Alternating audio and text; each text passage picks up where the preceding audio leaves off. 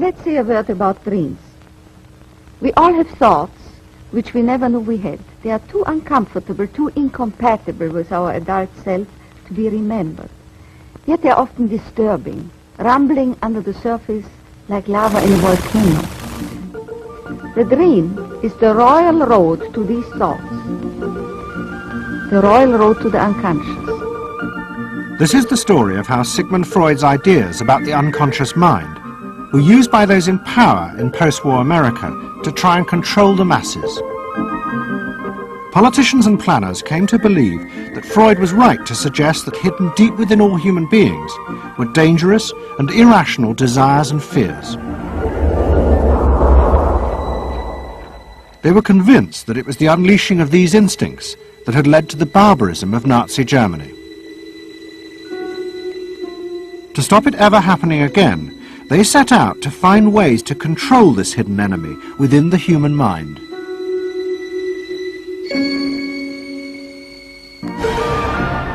At the heart of the story are Sigmund Freud's daughter Anna and his nephew Edward Bernays, who had invented the profession of public relations. Their ideas were used by the US government, big business and the CIA to develop techniques to manage and control the minds of the American people. Those in power believed that the only way to make democracy work and create a stable society was to repress the savage barbarism that lurked just under the surface of normal American life.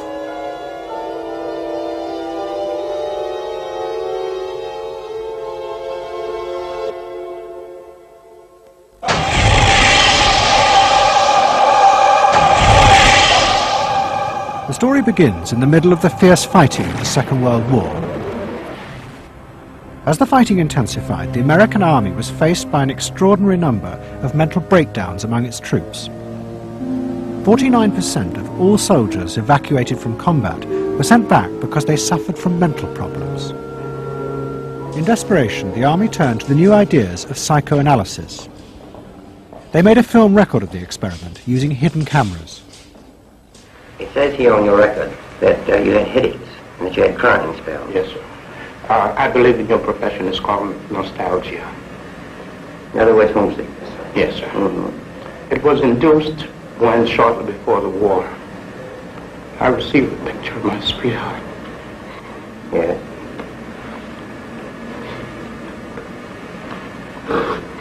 Mm-hmm.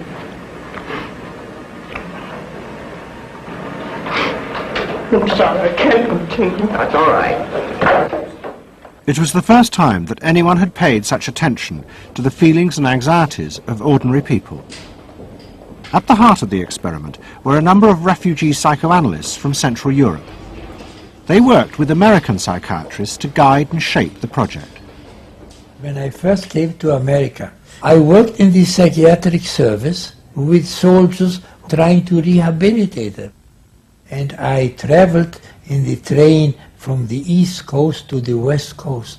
I was enormously curious what goes on in all of those little towns that the train is passing. After my years in the army, I knew exactly what everybody was doing in the little towns. Because I saw so many people who came from there, and I understood their aspirations, their disappointments, and so forth. So it was as if somebody invited me to a privileged tour into the inner soul of America. I'm not doing this deliberately, so please believe me. I do believe you. A display of emotion is sometimes very helpful. I hope so, sir. Sure, it gets it off the chest. Well, sir, to be perfectly honest with you, I'm very much in love with my sweetheart. She has been the one person that gave me a sense of importance, and that through her cooperation with me, we were able to surmount so many obstacles. Take it easy now, just talk to... The psychoanalysts used techniques developed by Freud to take the men back into their past. They became convinced that the breakdowns were not the direct result of fighting. The stress of combat had merely triggered old childhood memories. These were memories of the men's own violent feelings and desires, which they had repressed because they were too frightening. Think deeply. Let's go back. When was it you... To the psychoanalysts, it was overwhelming proof of Freud's theory that underneath human beings were driven by primitive, irrational forces. You won't die. World War II was a major shattering experience because I discovered the enormous role of the irrational in the lives of most people. That I can say, that I learned that the ratio between the irrational and the rational in America is very much in favor of the irrational. That there is much greater unhappiness, much more suffering, much more. A sadder country than one would imagine it from the advertisements that you get. A much more problematic country. Victory in the Second World War was celebrated as a triumph of democracy. But in private, many policymakers were worried about the implications of the analysis of the soldiers. It seemed to show that underneath every American were irrational, violent drives. What had happened in Germany seemed to bear this out. The complicity of so many ordinary Germans in mass killings during the war showed just how easily these forces could break through and overwhelm democracy.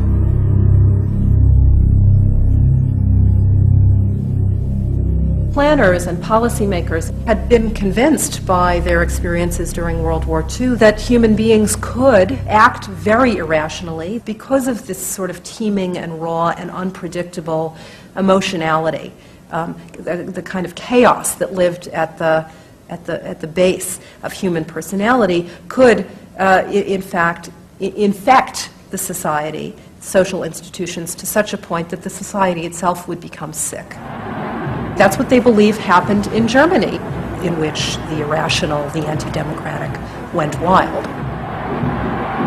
Well, it was a vision of human nature as incredibly destructive, and they were terrified that Americans would in fact behave that way, or were capable of behaving that way, and they wanted to avoid a rerun of that. So what is needed is a human being that can internalize democratic values so that they are not shaken with the storm. And psychoanalysis carried in it the promise that it can be done. It opened up new vistas as to how the inner structure of the human being can be changed so that he becomes a more vital, free supporter and maintainer of democracy. The psychoanalysts were convinced they not only understood these dangerous forces, but they knew how to control them too. They would use their techniques to create democratic individuals, because democracy left to itself failed to do this.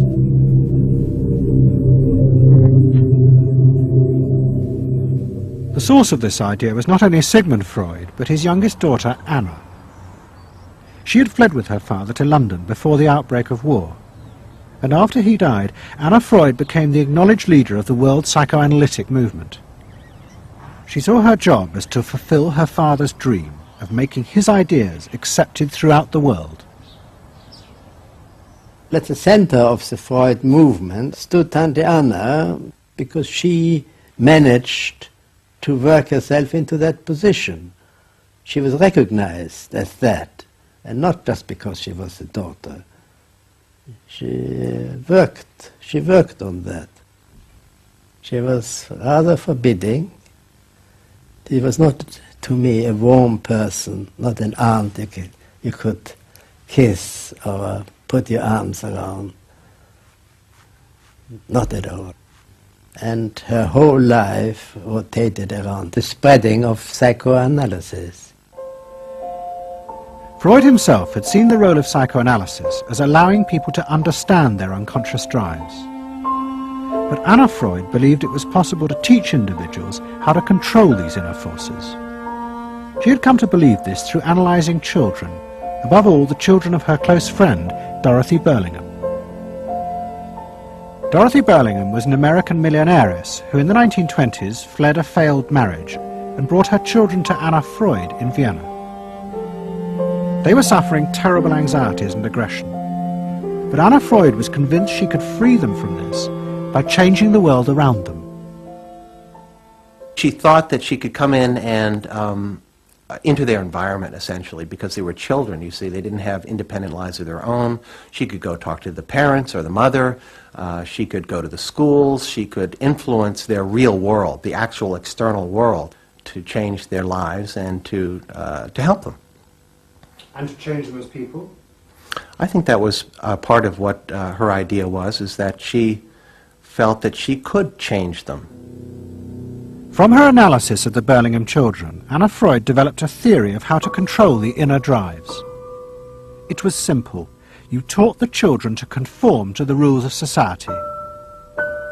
But this was more than just moral guidance.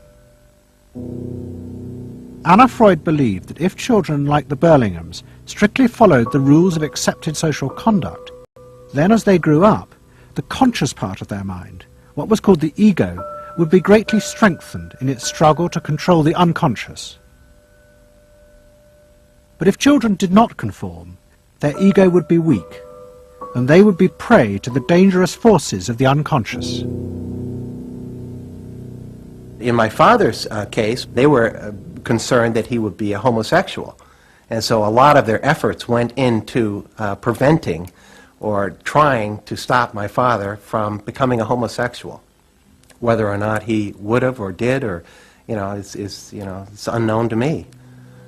Why did they want to stop him? Because they felt it was abnormal. It wasn't a normal way to develop. They wanted to have him develop along lines that society recognized to be normal, because if they didn't, then you're going to be under the control of forces that you don't understand, that you're not even aware of.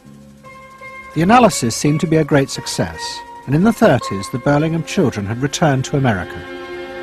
They settled down to happy married lives in the suburbs.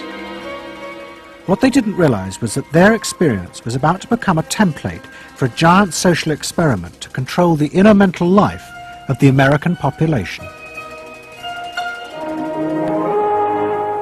In 1946, President Truman signed the National Mental Health Act. It had been born directly out of the wartime discoveries by psychoanalysts that millions of Americans who had been drafted suffered hidden anxieties and fears. The aim of the act was to deal with this invisible threat to society. Shocked by the appalling percentage of the emotionally unstable revealed by the World War II draft figures, Congress in 1946 passed the National Mental Health Act, which recognized for the first time that mental illness was a national problem. Keenly aware of the tremendous problems ahead is Dr. Robert H. Felix, director of the vast new project. A primary objective of the National Mental Health Program is to increase our fund of scientific knowledge about mental health and about mental illness. We're not doing this. Why? Because there are all too few skilled mental health workers. Two of the principal architects of the Act were the Menninger brothers, Carl and Will. Will had run the wartime psychotherapy experiments, and now he and his brother began to train hundreds of new psychiatrists. The Menningers were convinced that it would be possible to apply Anna Freud's ideas on a wide scale, and to adults as well as children. The psychiatrist's job would be to teach ordinary Americans how to control their unconscious drives. Psychoanalysis could be used to make a better society. They said psychoanalytic thinking could make for the betterment of society, because you could change the way the mind functioned. And you could take the ways in which people did hurtful things to themselves and others and alter them by enlarging their understanding. And this was the vision psychoanalysis brought. That you could really change people? That you could really change people. And you could change them almost in limitless ways.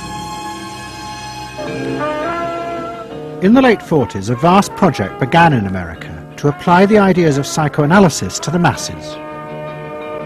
Psychological guidance centers were set up in hundreds of towns.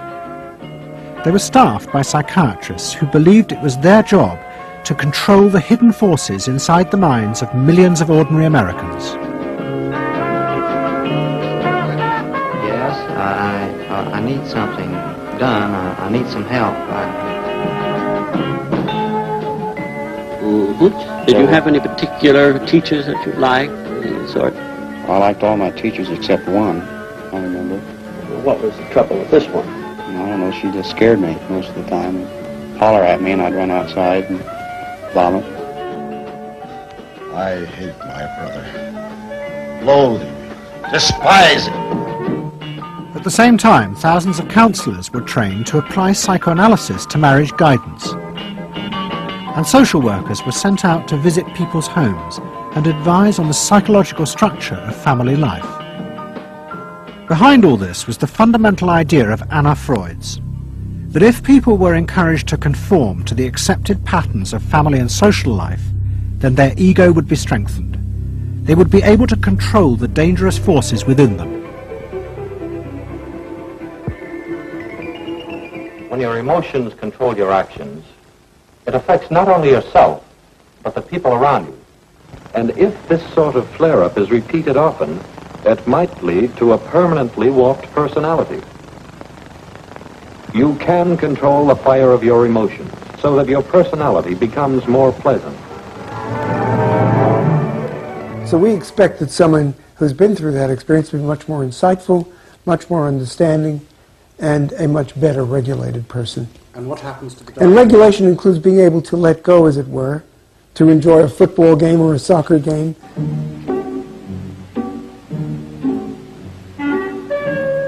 A more understanding, yes, rational, but also appropriately emotional person. The regulatory aspects of the human mind would really be in charge. Instead of being overwhelmed by our passions and by our darker impulses. That one would be master or mistress of one's own passions. They just felt that the road to happiness was in adapting to the external world in which they lived. That people could be uncrippled from their own neurotic conflicts and impulses, that they would not engage in self-destructive behavior, that they would in fact adapt to the reality about them. They never questioned the reality. They never questioned that it might itself be a source of evil or something to which you could not adapt without compromise or without suffering or without exploiting yourself in some way. So there was this fit with the politics of the day. And a balance of emotions is important to a well-rounded personality. But it was only the beginning of the rise to power of psychoanalysis in America. Psychoanalysts were about to move into big business and use their techniques not just to create model citizens, but model consumers. Last week's episode showed how Freud's American nephew, Edward Bernays, had been the first to convince American corporations that they could sell products by connecting them with people's unconscious feelings. But now, a group of psychoanalysts were going to take what Bernays had begun and invent a whole range of techniques to get inside and manage the unconscious mind of the consumer. They were led by Ernest Dichter. Dichter had practiced next door to Freud in Vienna, but he had come to America and set up the Institute for Motivational Research in an old mansion north of New York. This is the Institute for Motivational Research, a place devoted to the intriguing business of finding out why people behave as they do, why they buy as they do, why they respond to advertising as they do. And this is Dr. Ernest Dichter. We don't go out and ask directly, why do you buy, why don't you? What we try to do instead is to understand the total personality, the self-image of the customer. We use all the resources of modern social sciences. It opens up some stimulating psychological techniques for selling any new product. Like the other psychoanalysts, Dichter believed that American citizens were fundamentally irrational beings. They could not be trusted. Their real reasons for buying products were rooted in unconscious desires and feelings. And Dichter wanted to find ways to uncover what he called the secret self of the American consumer. He was trying to get out of people's mind the unconscious motivations that they had for purchasing. These could be sexual, they could be psychological, they could be sociological, they could be a demand for status, a demand for recognition. There were things that people couldn't verbalize or wouldn't verbalize because they were too secret to them. They were too much a part of their nature, and they would be embarrassed. They would be embarrassed if they came out and said things like this. He would interview people, but not ask them direct questions, but let them talk freely like you do in psychoanalysis. And that was his background. And so he said, why can't we have a group therapy session about products? All right? And so Dichter built this room up above his garage, and he said we can have psychoanalysis of products. They can actually act out and verbalize their wants and needs. What we're going to do is try a couple of these salad dressings. Now let's see what happens. Here is our typical housewife. She doesn't follow the instructions. And they could be observed and watched, and other people could comment, and they could talk about it, and everybody could join in. He was the first to do this. This was absolutely the first thing that was ever done. And he had a movie projector up there where you could show advertisements and things like that, and people could react to them. And he invented the whole technique for mining the unconscious about the hidden psychological wants that people had about products. This became the focus group. It worked. Dichter's breakthrough came with a focus group study he did for Betty Crocker Foods. Like many food manufacturers in the early 50s, they had invented a new range of instant convenience foods. But although consumers had told market researchers they would welcome the idea, in fact, they were refusing to buy them. The worst problem was the Betty Crocker cake mix. Dichter did a series of focus groups where housewives free associated about the cake mix. He concluded that they felt unconscious guilt at the new image being promoted of ease and convenience.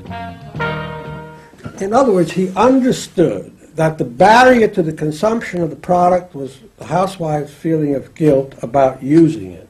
They basically, on one hand, wanted to make it easy for themselves, but they felt guilty about it. So what you've got to do in those circumstances is remove the barrier being guilt. The way you do that is to give the housewife a greater sense of participation. And how do you do that? By adding an egg. Simple as that. As simple as that. Dichter told Betty Crocker to put an instruction on the packet that the housewife should add an egg. It would be an unconscious symbol, he said, of the housewife mixing in her own eggs as a gift to her husband, and so would lessen the guilt. Betty Crocker did it, and the sales soared. My cake is ready. The consumer may have basic needs that the consumer himself or herself doesn't fully understand. You have to know what those needs are in order to fully exploit the consumer. Is it wrong to give people what they want by taking away their defenses, helping remove their defenses? It seems so much longer than last year. It is. Nearly 4 inches longer in some models. Oh! Dichter's success led to a rush by corporations and advertising agencies to employ psychoanalysts. They became known as the Depth Boys, and they promised to show companies how to make millions by connecting their products with people's hidden desires. Dichter himself became a millionaire, famous for inventing slogans like "a tiger in your tank." Even the marketing of the Barbie doll came from a children's focus group. And so it goes. But Dichter was convinced that this was far more than just selling. Like Anna Freud, he believed that the environment could be used to strengthen the human personality. And products had the power both to sate inner desires and give people a feeling of common identity with those around them. It was a strategy for creating a stable society. Dichter called it the strategy of desire. To understand a stable citizen, You have to know that modern man quite often tries to work off his frustrations by spending on self-gratification. Modern man is eternally ready to fill out his self-image by purchasing products which complement it. If you identify yourself with a product, it can have a therapeutic value. It improves your self-image, and you become a more secure person, and you have suddenly this confidence of going out in the world and doing what you want successfully. Bernays believed that that would then improve the whole of our society and become the best society on this planet.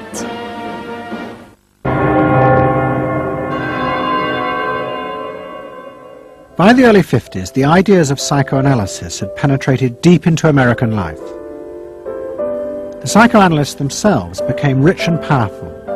Many had consulting rooms overlooking Central Park in New York. Politicians and famous writers like Arthur Miller and Tennessee Williams became their patients. They were seeking not just help, but to understand the hidden roots of human behavior. We were sought after. Washington was interested in what we think. You know, the important writers, important politicians were undergoing psychoanalysis. It was, we had waiting lists because there were so many patients that wanted to be analyzed. So it gave us a little bit of a swellhead. And as the psychoanalysts' ideas took hold in America, a new elite began to emerge, in politics, social planning, and in business. What linked this elite was the assumption that the masses were fundamentally irrational. To make a free market democracy like America work, one had to use psychological techniques to control mass irrationality. They actually believed that this elite was necessary because individual citizens were not capable, if left alone, of being democratic citizens. The elite was necessary in order to create the conditions that would produce individuals capable of behaving as a good consumer and also behaving as a democratic citizen. They didn't see their activities as anti-democratic, as undermining the capacity of individual citizens for democracy. Quite the opposite. They understood that they were creating the conditions for democracy's survival and future. The rise of psychoanalysis to power in America was an extraordinary triumph for Anna Freud and her tireless promotion of her ideas. She remained in England, living with Dorothy Burlingham. On the surface, it was an idyllic life. She and Dorothy had bought a weekend cottage on the Suffolk coast. And in the summers, Dorothy's children came from America to visit with the grandchildren. But underneath, things were going badly wrong. Both Bob and Mabby Burlingham, who Anna Freud had analysed in the 1930s, had suffered personal breakdowns, and their marriages were collapsing. Bob was drinking heavily, and Mabby suffered terrible anxieties. The real reasons for the visits to England were yet more analysis with Anna Freud. Well, the problem was that it didn't look very good, did it? Because here you have somebody who's having nervous breakdowns and is having alcoholic binges. And this is not exactly, doesn't really sit well. Well, you know, from a humane standpoint, obviously this is not desirable. You know, you want to help these people. But it also had the wider ramifications of everybody in analysis, in analytic circles, knew that Bob and Mabby were guinea pigs. They were the living proof that this was a wonderful process. It was very much swept under the rug. It really didn't get out. I mean, these people had such, their power and influence was such that, you know, you were very careful. Anna Freud was a very powerful person, and you were the grandchildren, and she knew a great deal more than you did about what went on in your parents' lives and so forth. It was not something you were going to tangle with, and you were a product of the whole situation. But at the same time, we all knew that something was really out of whack. As she grew older, she became more and more important, didn't she? Politically and scientifically, but she didn't know when to stop. She was a bit too righteous. What she did was always the thing, and she would never, to my knowledge, acknowledge that she could make a mistake or be wrong. That is my feeling. But the power and influence of the Freud family in America was about to grow even more. Politicians were about to turn to Anna Freud's cousin, Edward Bernays, for help in a time of crisis. He was going to manipulate the inner feelings and fears of the masses to help America's politicians fight the Cold War. I don't mean to say, and no one can say to you, that there are no dangers. Of course there are risks if we are not vigilant. But we do not have to be hysterical. In 1953, the Soviet Union exploded its first hydrogen bomb, and the fear of nuclear war and communism gripped the United States. Those in power became concerned about how to reassure the population. Committees were set up and public information films made, appealing for calm in the face of new threats, like nuclear fallout. It's the fallacy of devoting 85% of one's worrying capacity to an agent that constitutes only about 15% of an atomic bomb's destroying potential. At this point, Edward Bernays was living in New York. In the 1920s, he had invented the profession of public relations and was now one of the most powerful PR men in America. He worked for most of the major corporations and advised politicians, including President Eisenhower. Like his uncle Sigmund, Bernays was convinced that human beings were driven by irrational forces. The only way to deal with the public was to connect with their unconscious desires and fears. Bernays argued that instead of trying to reduce people's fear of communism, one should actually encourage and manipulate the fear, but in such a way as it became a weapon in the Cold War. Rational argument was fruitless. What my father understood about groups is that they are manipulable, they're malleable, and that you can tap into their deepest desires or their deepest fears and use that to your own purposes. I don't think he felt that all those publics out there had reliable judgment, that they very easily might vote for the wrong man or want the wrong thing, so that they had to be guided from above. One of Bernays' main clients was the giant United Fruit Company. They owned vast banana plantations in Guatemala in Central America. For decades, United Fruit had controlled the country through pliable dictators. It was known as a banana republic. But in 1950, a young officer, Colonel Arbenz, was elected president. He promised to remove United Fruit's control over the country. And in 1953, he announced the government would take over much of their land. It was a massively popular move, but a disaster for United Fruit, and they turned to Bernays to help get rid of Arbenz.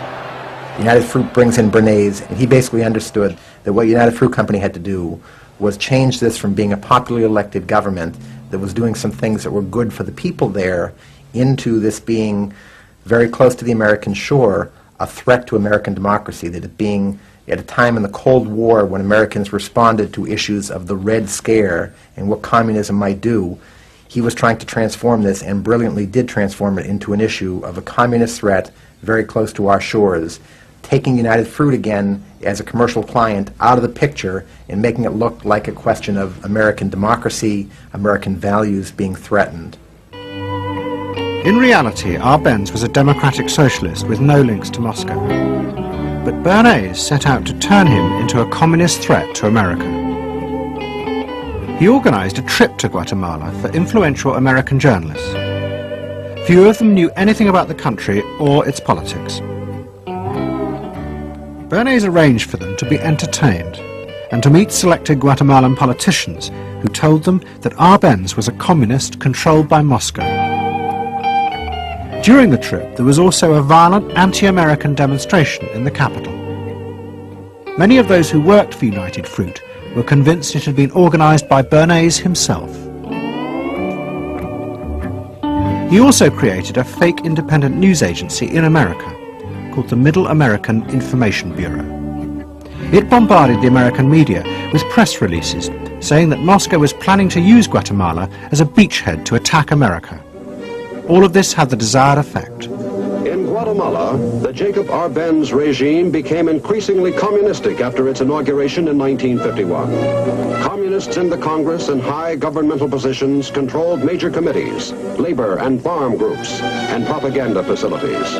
They agitated and led in demonstrations against neighboring countries and the United States. What was profoundly new in terms of what Bernays did is he took this menace to our backyard in Guatemala. For the first time, we saw Reds a couple hundred miles from New Orleans who Eddie Bernays had us believing were a true threat to us, that it was going to be a Soviet outpost in our backyard. But what Bernays was doing was not just trying to blacken the Arbenz regime. He was part of a secret plot. President Eisenhower had agreed that America should topple the Arbenz government, but secretly. The CIA were instructed to organize a coup. Working with the United Fruit Company, the CIA trained and armed a rebel army and found a new leader for the country called Colonel Armas. The CIA agent in charge was Howard Hunt, later one of the Watergate burglars. What we wanted to do was have a terror campaign to terrify Arbenz particularly, terrify his troops, much as the German Stuka bombers terrified the population of Holland, Belgium, and Poland at the onset of World War II, and just rendered everybody paralyzed. As planes flown by CIA pilots dropped bombs on Guatemala City, Edward Bernays carried on his propaganda campaign in the American press. He was preparing the American population to see this as the liberation of Guatemala by freedom fighters for democracy. He totally understood that the coup would happen when the public and the press, when conditions in the public and the press allowed for a coup to happen, and he created those conditions. He was totally savvy in terms of just what he was helping create there in terms of this overthrow. But ultimately he was reshaping reality, reshaping public opinion in a way that's undemocratic and manipulative. On June the 27th, 1954, Colonel Arbenz fled the country, and Armas arrived as the new leader. Within months, Vice President Nixon visited Guatemala. In an event staged by United Fruit's PR department, he was shown piles of Marxist literature that had been found, it was said, in the presidential palace. This is the first time in the history of the world that the communist government has been overthrown by the people. And for that we congratulate you and the people of Guatemala for the support they have given. And we are sure that under your leadership, supported by the people whom I have met by the hundreds on my visit to Guatemala, that Guatemala is going to enter a new era in which there will be prosperity for the people together with liberty for the people. Thank you very much for allowing us to see this exhibit of communism in Guatemala. You're welcome. And for dinner, see what Mother has for dessert. Banana gingerbread shortcake. Just another of the many tempting ways in which this nutritious fruit can be prepared. So now that you've seen where bananas come from before they reach your table, our journey to Banana Land is ended. We hope you enjoyed the trip. We know you like bananas. Bernays had manipulated the American people, but he had done so because he, like many others at the time, believed that the interests of business and the interests of America were indivisible, especially when faced with the threat of communism. But Bernays was convinced that to explain this rationally to the American people was impossible, because they were not rational. Instead, one had to touch on their inner fears and manipulate them in the interests of a higher truth. He called it the engineering of consent. He was doing it for the American way of life, and to which he was devoted, sincerely devoted, and yet he felt the people were really pretty stupid. And that's the paradox. If you don't leave it up to the people themselves, but force them to choose what you want them to choose, however subtly, then it's not democracy anymore. It's something else. It's being told what to do. It's that old authoritarian thing. But the idea that it was necessary to manipulate the inner feelings of the American population in the interests of fighting the Cold War now began to take root in Washington. Above all, in the CIA, who were going to take it much further. They were concerned that the Soviets were experimenting with psychological methods to actually alter the memories and feelings of people, the aim being to produce more controllable citizens. It was known as brainwashing. Psychologists in the CIA were convinced that this really might be possible, and that they should try to do it themselves.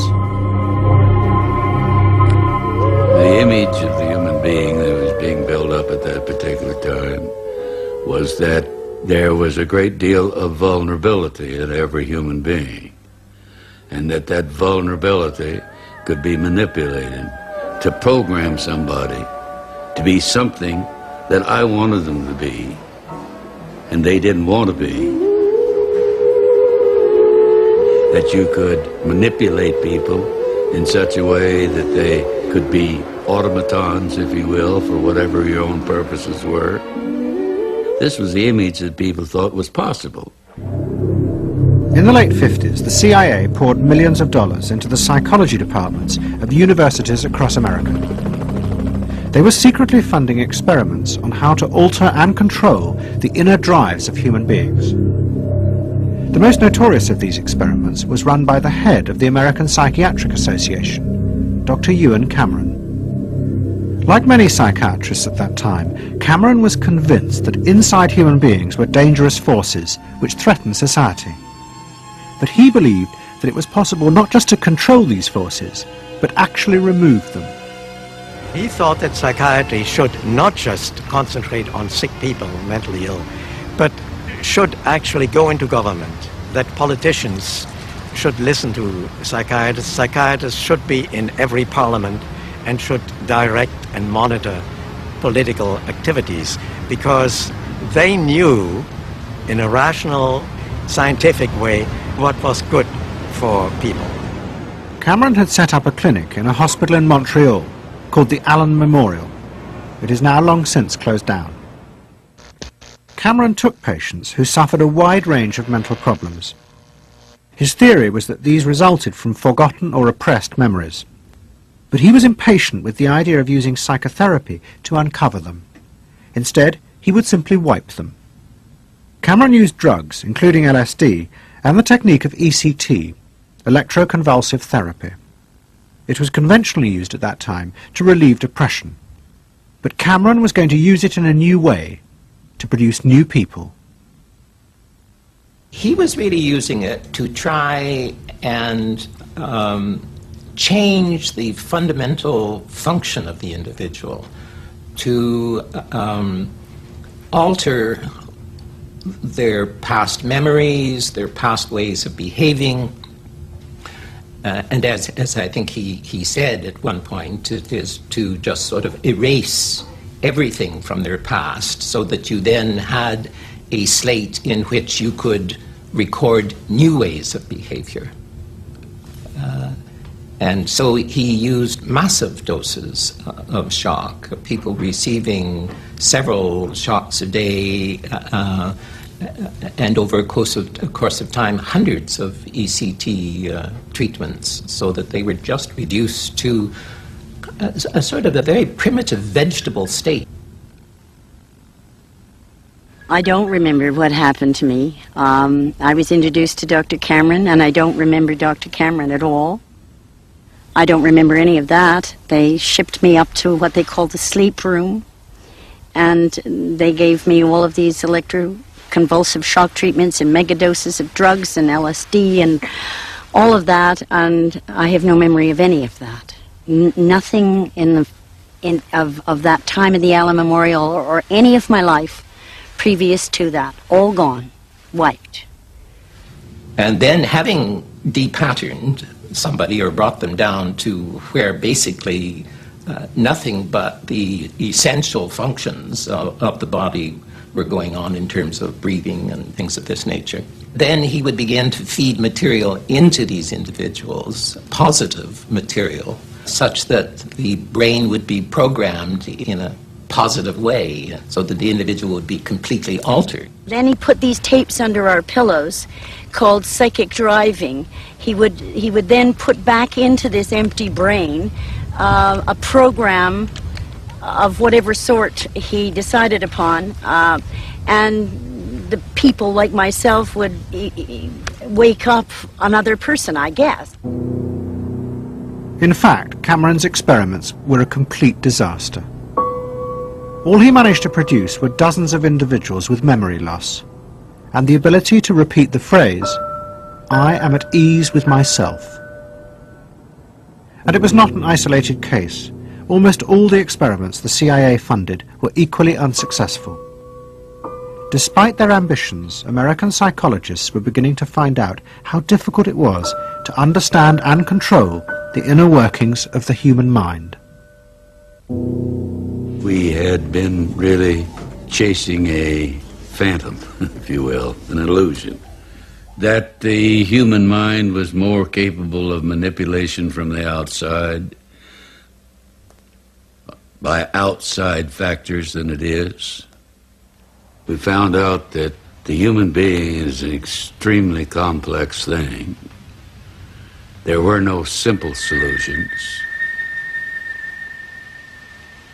But you've just got to bear in mind that these were very strange times. The psychoanalysts had come to power in America because of their theory that they knew how to control the dangerous forces inside human beings.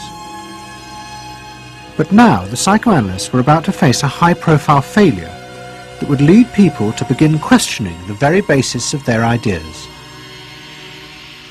It began in Hollywood. The film industry had become fascinated by psychoanalysis, and Anna Freud was a powerful influence on dozens of analysts in Los Angeles. They treated film stars, directors, and studio bosses. Anna Freud's closest friend was the most sought after of all, Ralph Greenson. And in 1960, the most famous star in the world turned to Greenson for help.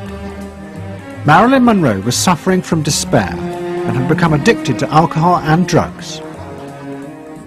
Well, when I walked in to dinner, here was Marilyn Monroe. And I'd made a picture with her called All About Eve. This is dinner at Ralph Greenson's. Yes.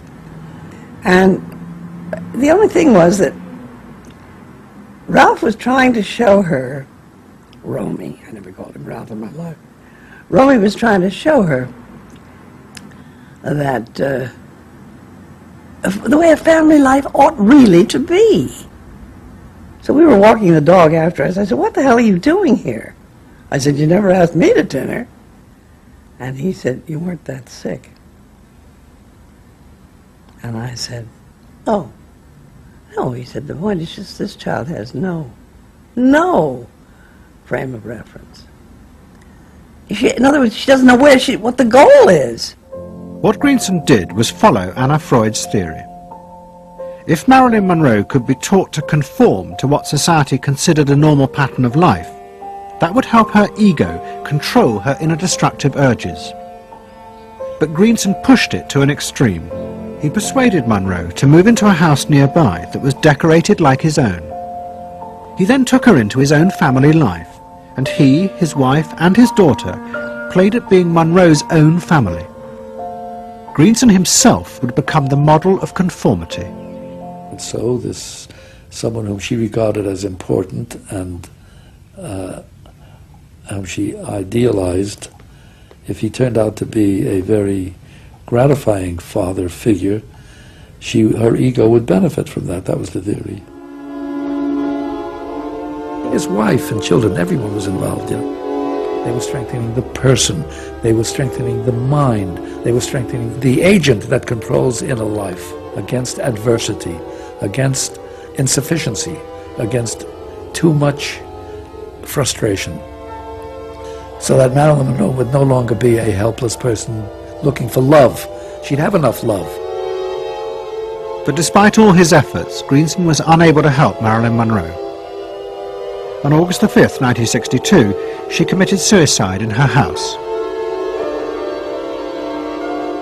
The suicide shocked many in the analytic community, including Anna Freud. And high-profile figures in American life, who had previously been enthusiasts for psychoanalysis, now began to question why psychoanalysis had become so powerful in America. Was it really because it benefited individuals? Or had it in fact become a form of constraint in the interests of social order? The critics included Monroe's ex-husband, Arthur Miller.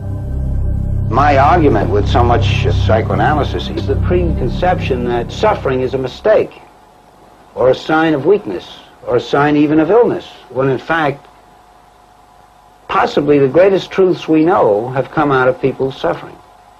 That the problem is not to undo suffering or to wipe it off the face of the earth, but to make it inform our lives, instead of trying to cure ourselves of it constantly and avoid it. And avoid anything but that lobotomized sense of what they call happiness. There's too much of an attempt, it seems to me, to think in terms of controlling man rather than freeing him, of defining him rather than letting him go. Mm-hmm. And it's part of the whole ideology of this age, which is power mad. Hey, have you heard about the crazy new way to send a message today? It flashed on a screen too quick to see, but still you get it subliminally.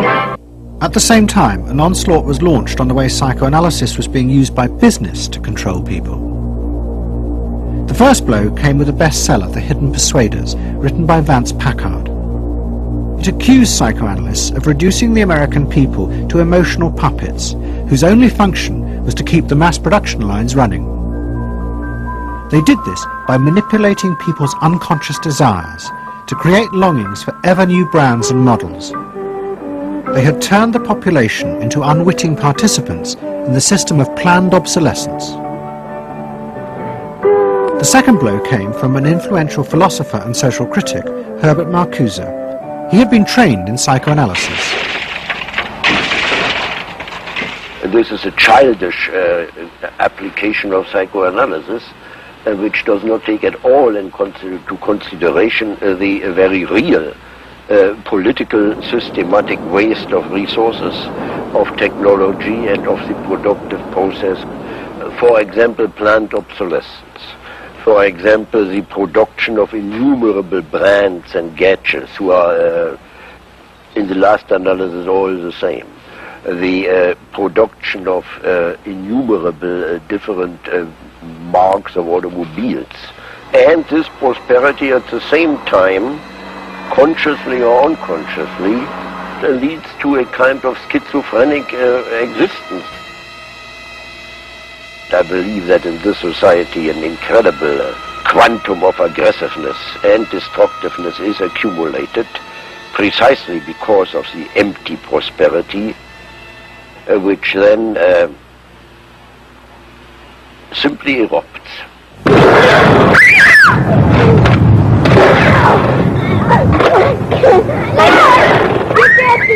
Marcuse's argument was not simply that psychoanalysis had been used for corrupt purposes. It was more fundamental. Marcuse said that the very idea that you needed to control people was wrong. Human beings did have inner emotional drives, but they were not inherently violent or evil. It was society that made these drives dangerous by repressing and distorting them. Anna Freud and her followers had increased that repression by trying to make people conform to society. In so doing, they made people more dangerous, not less. Marcuse challenged that social world, and he said that's a world that should not be adapted to. And in fact, what the individual was adapting to was corrupt and evil and corrupting. In other words, he switched the source of evil from inward conflict to the society itself. That the sickness of society lay at the societal level, not at the sickness of human beings in it. And if people did not challenge that, then they were, in fact, submitting to evil. Modern psychology has a word that is probably used more than any other word in psychology. It is the word maladjusted. It is the ringing cry of modern child psychology, maladjusted. Now, of course, we all want to live the well-adjusted life in order to avoid neurotic and schizophrenic personalities. But as I move toward my conclusion, I would like to say to you today, in a very honest manner, that there are some things in our society and some things in our world for which I'm proud to be maladjusted. And I call upon all men of goodwill to be maladjusted to these things until the good society is realized. I must honestly say to you that I never intend to adjust myself to racial segregation and discrimination. I never intend to adjust myself to religious bigotry. I never intend to adjust myself to economic conditions that will take necessities from the many to give luxuries to the few and leave millions of God's children smothering in an airtight cage of poverty in the midst of an affluent society. The political influence of the Freudian psychoanalysts was over. Instead, they were now accused of having helped to create a repressive form of social control.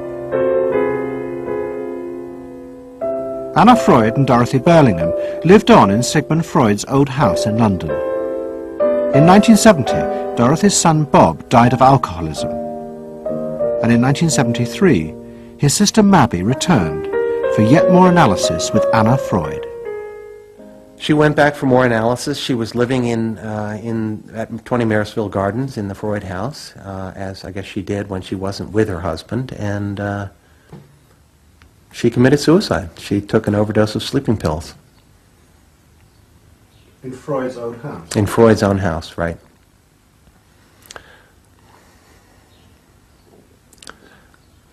So, I mean, the obvious, there are a lot of implications that one can draw from that, and I just think she happened to reach the end of the rope there.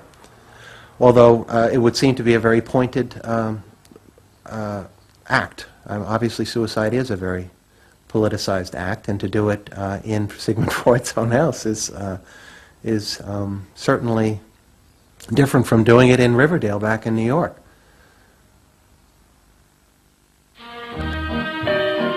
Next week's episode will tell the story of the rise to power of the enemies of the Freud family. They believed that the way to build a better society was to let the self free. But what they didn't realize was that this idea of liberation would provide business and politics with yet another way to control the self, by feeding its infinite desires. To be lonesome. You know not what it means to be blue. Someday you'll realize and pay for all those lies, then you'll know what it means to be blue.